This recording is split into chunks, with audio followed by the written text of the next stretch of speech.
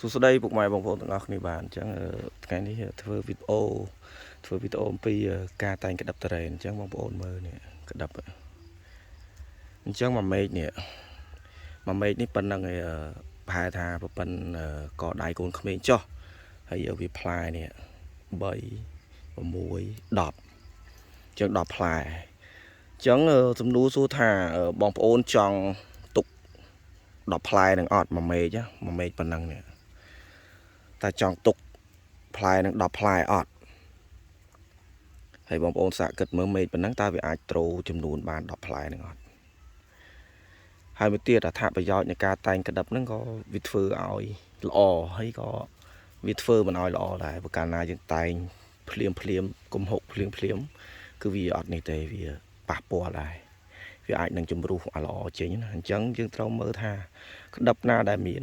គេហៅថាធម្មពលឬគុណភាពខ្លាំងណាអញ្ចឹងយើងទុកក្តាប់ហ្នឹងឧទាហរណ៍ថា10ផ្លែហ្នឹងយើងមានតែងម្ដងយកទាំងអស់ទុកតា3 4អីណាអញ្ចឹងយើងតែងតាមដំណាក់កាលឧទាហរណ៍ថាយើងមើលក្តាប់ហ្នឹងនេះឃើញស្អាតមូលតបមកយើងមើលទៀតបើចំពោះខ្ញុំការតែងក្តាប់តរ៉េនគឺខ្ញុំទុកអត់ទុកចកោមទេគឺខ្ញុំទុកចន្លោះទុកតែមួយចន្លោះបដិញគ្នាទេដោយសារអីដោយសារដើម្បីឲ្យសារវាស្រូបយកសារជាតិនឹងបានស្អាតបើកាលណាយើងទុកចកោមចេះវាអត់ស្អាតទេឃើញទុកចកោមចេះវាទាញគ្នាវាទៅជាកាទៀទូកទៅជាក្តៀងក្តាប់អត់ស្អាតទេហើយយើងមើលនេះបើសិនជាវានៅតែឯងវាមូលស្អាតហ្មងអញ្ចឹងបើចំពោះខ្ញុំតែងទុកអញ្ចឹង1 2អញ្ចឹងទៅ3ទៅហើយ4 5ទៅប៉ុន្តែយើងតែងតាមដំណាក់កាលយើងកុំតន់តែងម្ដងទាំងអស់យើងតែងម្ដងមួយ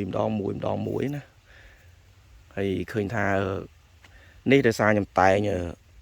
ដងហើយក្តាប់នេះមួយដើមនេះតែង2 ដងហើយនៅតែង2 ដងទៀត